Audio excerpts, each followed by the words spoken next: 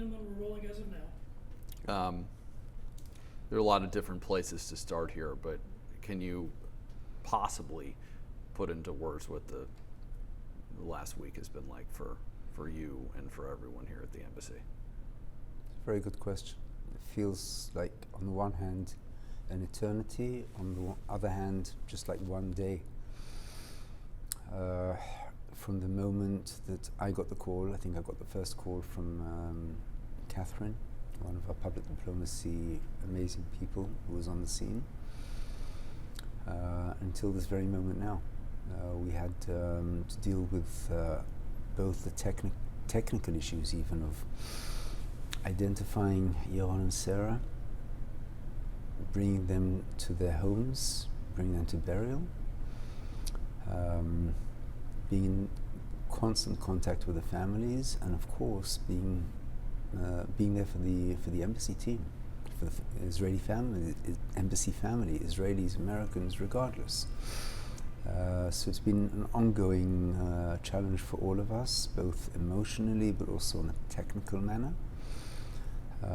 Just yesterday we had Sarah's funeral in Kansas. We had our entire public diplomacy team go out there, which was an important message for us, but it was also important for us to have them be there for themselves, to be with the family, which was hugely appreciated by the family. We had Noah, our Minister Counsel for the Middle Eastern Affairs, who was Yaron's direct boss. She flew out with Yaron to Israel last week, and she also gave the eulogy at Yaron's funeral on Sunday. And that's what we're going through the entire time. So it's keeping people together. It's being very attentive, very sensitive to everybody, both as teams, but also individually, but also being very determined to move forward and to have our heads up and saying this is not going to bring us down. And if there are messages, or maybe even one underlying message that comes from both Yaron and Sarah independently, but also together, because they were both amazing professionals and brought their own to the work and their passion to the work, is the belief in the mission and belief in what they were doing and what we're doing. And this is part and parcel of what we're all about. I think we want to know them more. We know them a little bit, but you knew them. They worked here for some years. Just tell me about them a little bit. Sure. So I won't say that I know every single employee at the embassy personally, but in their case I did, and in many cases I do. Yaron was an essential part of the political team of the embassy, which is kind of the backbone in so many ways. Arrived here nearly 2.5 years ago or so, and turned out to be an asset to the political department. We hired him as basically a researcher and helping out on back office work on Middle Eastern issues primarily, but turned out to be so much more than that. In many cases, some people who've held these positions in the past, they stay at the embassy, they do all of the work behind the scenes, but in his case, we saw, and Noah in particular, saw his capabilities. And he was out there with think tanks, he was out there with diplomatic corps, he was out there with other people around the city who were dealing with the Middle East, the interpersonal relationships, his ability to bring about both the professional side of things, but also himself to the position, meant so much with his counterparts. It meant so much to us to be able to bring his insights as well. He was closely loved and so fondly loved by people within the embassy and anybody he had interaction with. And that's also, I think, what brought him also close with Sarah, who was phenomenal in her own nature and work. I remember from the first time she set foot here, kind of the smile on the one hand, but the dedication and her belief in everything that she was doing. Now, for her to work on the outreach to civil society here across the spectrum, but a big part of it was to the more liberal and progressive communities, especially across the Washington and DMV area, but also across the country, is not always a given. And unfortunately, I would say, especially in the past, since the beginning of the war, the criticism that that Israel has been receiving, we also saw the rise of anti-Semitism and the criticism against Israel, which is a crazy thing we can go into perhaps later as well. But for her to reach out to these communities and for them to come to events at the embassy is all thanks to her in so many ways. She was dedicated, she believed in it in so many ways, and that connection also with Yaron was amazing. And both of them separately and together were doing things that were important for us as an embassy. It's really it's part of our core activities to have to see their dedication at work, and they wouldn't complain about the hours, they wouldn't complain about the multiple assignments that we would task them with. They were there, they stepped up to the plate. Immediately after October 7th, we set up, and this is just when she had started, Sarah, we'd set up also a social media operations center, if you want, in addition to the regular operation center that we had at the embassy. So she was part of it as part of the public diplomacy department, and to my understanding, that's where their connection happened, because Yaron was one of the first volunteers. In addition to his other tasks, he was one of the first volunteers to this center to help her with social media, and that's where they met. Even though they were in the same building, they were dealing with different issues, and it was great. And their suggestions to us on anything were things that we took, difficult to say it in the past, but we took very, very seriously. Initiatives, each of them separately, on different communities to reach out to, on different individuals we should probably look out for and to maintain and cultivate relationships with. And this is an asset, not just to their department, not just to the embassy, but really to the state of Israel and to the improvement even further of the relations between Israel and U.S. relations.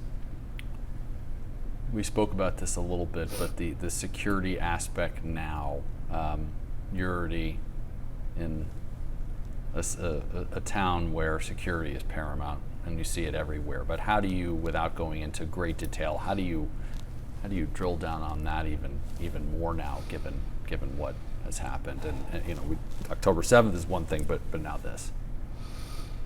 So yes, well, being the embassy of Israel around the world, anywhere around the world, it's an issue. It always has been an issue, and especially here in Washington, and especially since October 7th. We've unfortunately undergone a very long period of time of 6 months where we had an ongoing 24/7 demonstration outside the embassy, starting on February 25th of last year until the end of August, where we couldn't even allow our own people to walk in or out by foot to the embassy. We had to have basically convoys going in and out because of concern of security for our own people, basically emanating from these demonstrations. The security forces here definitely realized that at the time, and now they realize this even more, and they've upped our security.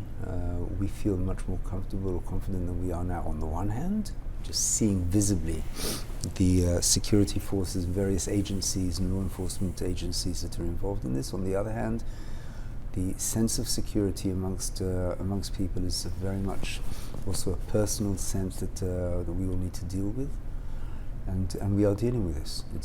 It is a concern, again, with a huge amount of gratitude to the law enforcement agencies here from top down. At the end of the day, people need to feel safe, regardless of working for the embassy or being Israeli. They need to feel safe walking around Washington D.C., Jewish, non-Jewish, Israeli, non-Israeli, walking around in their neighborhoods, walking around in the city, walking around with a kippah on their head or with a yellow pin or a flag of Israel. And my concern is, especially over the past 19 months, with the exponential rise of anti-Semitism across the country and in Washington as well, that people's sense of security is lower than it was. How do you put what happened last week into context with what has happened since October 7th and the cries for, we know what this man shouted before he did this, and two wrongs don't make a right. There's a lot of different expressions one can say, but how do you see this and respond to the continued cries for, not just a two-state solution, but for more than that? Well, if it were just cries for two-state solution, we'd have a political conversation. This is far beyond that. And when people call out for intifada and call out from the river to the sea, Israel will be free, or Palestine will be free, or whatever, it basically means the annihilation of Israel. And whereas many people, unfortunately, across the country, even across the world, kind of brush this off, these just statements, whatever, people don't even know, don't address this. I think this is if there isn't more of an alarming bell than this, I don't know what is, of people taking it seriously and taking it to the next stage. And when we've said since October 7th, words matter, words count, it goes on to the next stage. Look what goes on social media, look what goes on in demonstrations, look what goes on in proclamations. This is it. And sometimes, we feel as Israelis, like the kid crying wolf. This is the wolf. And even if we cry more than once and more than 3 times, listen, because this is what happens, unfortunately. And we need to take things seriously. And as Sausan, our Minister for Public Diplomacy, said yesterday at Sarah's eulogy, words aren't enough. And words aren't enough in retaliation or in response to the words that are said and chanted. And we need to see action. And this is what we expect. And we have a huge amount of respect for First Amendment rights and the freedom of speech. And this is part of what the United States is about. But where are my rights? Where are our rights? Where are the rights of Jewish students on campuses to walk around and say, yes, I'm a Zionist and I'm for Israel, and even without that, I'm Jewish. Where are their rights? And this is something that we are concerned over, and I really hope that we will see a continuous proactive approach, and we're seeing this in the past few months, but we hope to see much more going forward as well, in the short term and definitely also for the long term. How do you memorialize these two? Well, you talked about it a little bit, but how do you possibly turn that nightmare?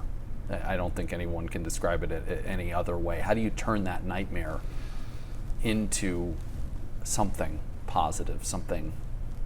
Josh, it's a very good question. We're now still in the period in Judaism, we call it Shiva. It's the 7 days of mourning after the burial of Yaron and now Sarah as well. And we're more in gathering now and talking and sharing our feelings and our memories from both Yaron and Sarah. But we are already beginning to think forward, and how do we commemorate them, how do we memorialize them going forward. And I'm looking at two ways. One is on a very technical sounding way, which is, do we dedicate a room, a hall, a place in their memory, together or separately? Do we put up a memorial wall at the embassy, praying and hoping that these will be the first and last 2 people on the wall, or all kinds of other physical commemorations? The other side of it is content. Taking who they were, what they stood for outreach, for compassion, for talking and embracing people and bringing Israel's name forward and Judaism forward to all kinds of communities. What programs can we create that will really carry their names forward? So these are things that we're just beginning to talk about here, both at the embassy, but also the foreign ministry in Jerusalem. At the end of the day, they worked for the government of Israel. They worked as foreign service people for the government, and this is the way that they should be remembered as well, and they will be remembered in such a way. And we will want, of course, to work on this also with their families, whom we are in constant contact with, and both phenomenal families who are there toughest point right now. Nobody should ever be in such a position. But these are things we will definitely be taking forward. I don't know that I have anything else. I'm.